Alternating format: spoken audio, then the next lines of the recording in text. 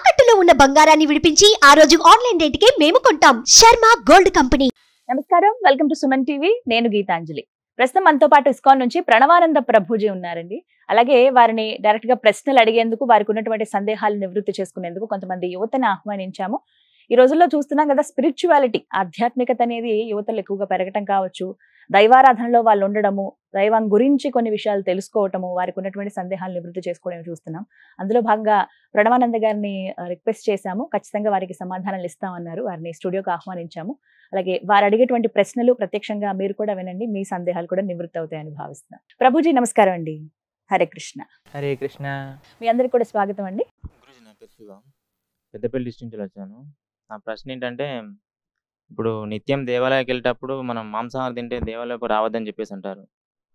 ఇప్పుడు రాముడు అలాంటి వాడే మాంసాహారం తినదని చెప్పేసి అంటారు. ఇప్పుడు మన దేవాలయాలు కూడా దేవుని దగ్గర మాంసంతో మేకతోటి చేస్తారు కదా.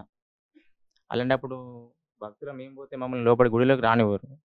సో అది రీజన్, దేవుడు రావద్దని చెప్పేసి అన్నారా? భక్తులం భక్తులు అన్న మరుక్షణం ఎవరిని హింస పెట్టని ప్రవృత్తి కలిగిన వాడే భక్తుడు. ఇప్పుడు చూడండి, మీరు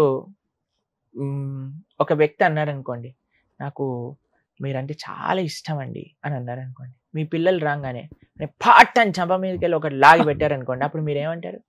ఓ నా భక్తుడు ఇరా నాన్న తండ్రి, ఏం పర్వాలేదు అంటారా? ఏమంటారు మీరు? జాగ్రత్తగా ఉండు, నా పిల్లవాడినని నువ్వు నా ఇంట్లో పలకరిస్తున్నావు అంటారు. అంతేనా అండి? భగవంతుడికి కేవలం నువ్వు నేను మాత్రమే సంతానం కాదండి. భగవంతుడికి ప్రతి జీవి కూడా సంతానం. అందరినీ సృష్టించింది భగవంతుడేనా అండి? కాబట్టి ఏ జీవినన్నా మనం హింస చేసినప్పుడు మనం భగవంతుడి యొక్క భక్తుడిగా ఎలా చెప్పుకుంటాం? మనం చెప్పుకోలేం. భక్తి అన్న మరుక్షణం ఏ ప్రాణిని హింస పెట్టము. అది ఫస్ట్ భక్తుడికి ఉండాల్సినది. అహింస. కృష్ణుడు ఎన్నిసార్లు భగవద్గీతలో ఈ విషయం చెప్పారు, అహింస అహింస అహింస. తెలిసి తెలిసి ఎవ్వరికి ఇబ్బంది పెట్టకూడదు. ఇది ముఖ్యమైన విషయం. ఫస్ట్. సెకండ్, ఇది రాముడు మాంసాహారాన్ని తిన్నాడు. మీకు ఒక విషయం చెప్తాను. రాముడు అయోధ్య నగరంలో, అయోధ్య నగరాన్ని విడిచిపెట్టి అరణ్యవాసానికి వెళ్ళేటప్పుడు ఒక ప్రతిజ్ఞ చేస్తాడు. ఏమంటారో తెలుసా అండి? మీకు ఒక విషయం చెప్పానా? రాముడు మాట తప్పడెప్పుడు. ఈ విషయం తెలుసా మీకు? ఆయన ఇచ్చిన మాట, తండ్రి ఇచ్చిన మాట కోసమే ఆయన రాజ్యం వదిలేసి వెళ్ళిపోయాడు. ఎవరిచ్చిన మాట? తండ్రి ఇచ్చిన మాట. ఇంకా ఆయన ప్రతిజ్ఞ చేస్తే ఎలా ఫాలో అవుతాడండి? రామ మాట రామ బాణం ఎప్పుడు వెనకాలకి వెళ్ళదు. అంతే కదండి.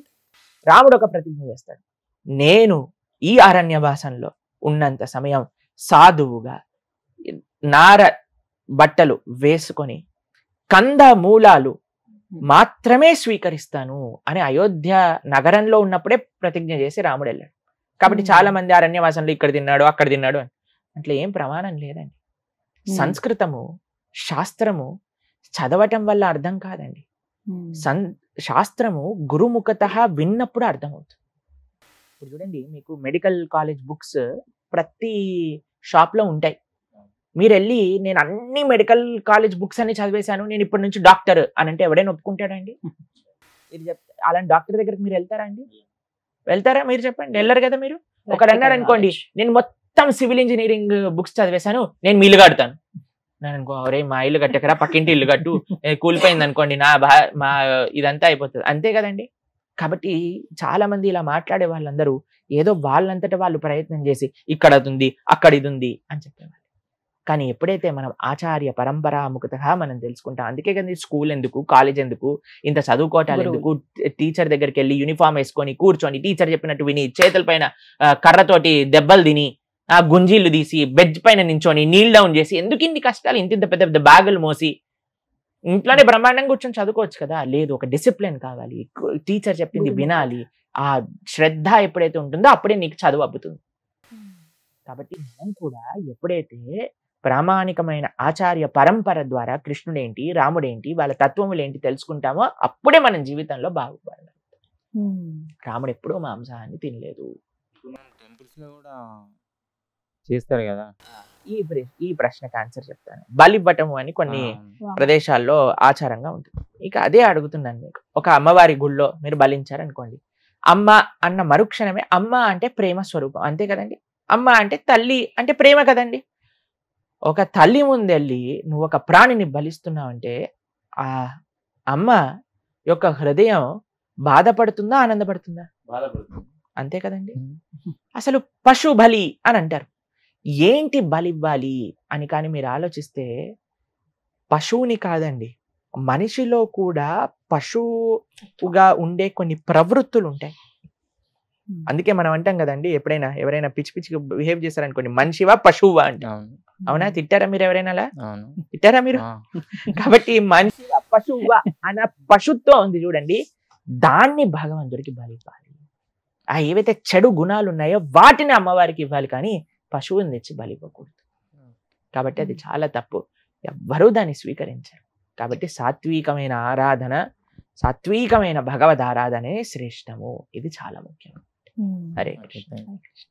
ఇంకొక క్వశ్చన్ అడుగుతారా ఎవరు? ఇప్పుడు మనం నిత్యం ఇంట్లో తాబేలు విగ్రహాన్ని పెడుతున్నారు దేవుని దగ్గర. కొంతమంది పెడుతున్నామో మంచి జరగదంటారు, కొంతమంది పెడుతున్నాం మంచిగా జరుగుతుంది అని చెప్పేసి అంటారు. ఇప్పుడు తాబేలు విగ్రహం దేవుని దగ్గర పెట్టుకోవచ్చా, పెట్టుకోకూడదా? తాబేలు ఉన్నా తాబేలు లేకపోయినా ఇంట్లో ధార్మికంగా ఉండకపోతే మంచి జరగదు. తాబేలు మన జీవితాన్ని నిర్ధారించదండి, మన మనస్తత్వం జీవితాన్ని నిర్ధారిస్తుంది. తాబేలు ఒకటి పెట్టేసుకొని నేను నచ్చినట్టు నేను ఉంటాను అని అంటే దానివల్ల తాబేలు ఏం చేయలేదు అటువంటి వాడిని. కాబట్టి కొన్ని సూచనలు ఉన్నాయి, కొన్ని పాజిటివ్ ఎనర్జీని వైబ్రేట్ చేసే కొన్ని విషయాలు చెప్తారు. ఇంట్లో దీపం పెట్టుకోవటం, ధూపం పెట్టుకోవటం, తర్వాత చక్కటి పుష్పములు ఉండటము, తాబేలు, జలము, ఇవన్నీ ఉండొచ్చాయి. కానీ అన్నిటికంటే ప్రధానం ఏంటి అని అంటే ఇంట్లో ఏముండాలి అంటే భగవద్ ఆరాధన చేస్తూ ఉండాలి, ధార్మికంగా ఉండాలి. అటువంటి ఇంట్లో ఎవ్వడూ ఏం చేయలేదు. కానీ ఏ ఇంట్లో అయితే పూజ, ధర్మము, ధార్మికత, భగవన్నామము ఇలాంటివి ఏం లేవో అదంతా నెగిటివిటీ తోటి స్ప్రెడ్ అయిన ఇంట్లో తాబేలు పెట్టారనుకోండి, పాపం ఆ తాబేలు ఏం చేస్తుంది? తాబేలు అసలే మెల్లగా నడిచే ప్రాణాయ. కాబట్టి ఏం చేయలేదు పాపం, అది సాత్విక జంతువు. పర్వాలేదు, తాబేలు కూడా పెట్టుకోండి, మంచిగా కూడా ఉండండి, భగవన్ నామం కూడా చెప్పండి, ఆరాధన కూడా చేస్తూ ఉండండి, అప్పుడు మంచిది అవుతుంది. హరే కృష్ణ.